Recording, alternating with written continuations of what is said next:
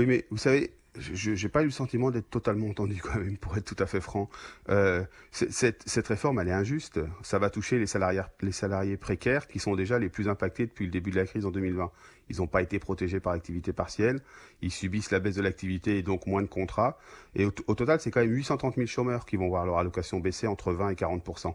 Alors c'est vrai qu'il y a une allocation plancher qui est prévue, mais pour certains, par exemple, ils vont perdre de 900 euros, ils vont passer de 900 euros à À 650 euros ouais. d'allocation.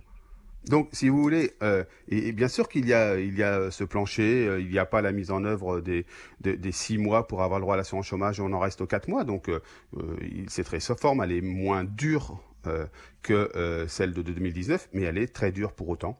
On comprend bien que Elle est pour vous, anachronique. on comprend bien que pour vous, c'est une réforme strictement politique. Oui, c'est une réforme politique. Enfin, on n'a pas de visibilité, vous l'avez justement souligné, sur les mois à venir, notamment sur quelles vont être les conséquences sur le chômage. Et on profite de ce moment-là pour faire une réforme qui va avoir, dès le 1er juillet, un impact très très négatif sur plus de 800 000 demandeurs d'emploi.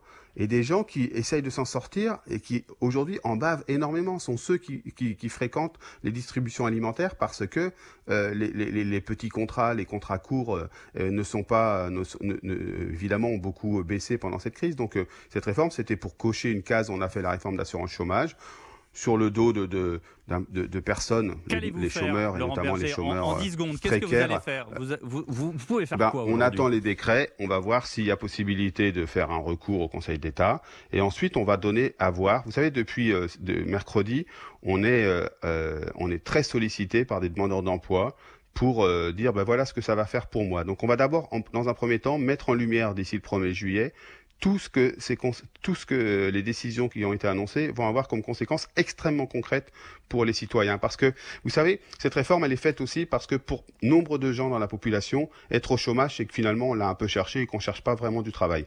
Eh bien, on va faire la démonstration que ceux qui vont être touchés, c'est votre voisin, Merci. votre enfant, votre collègue. Merci.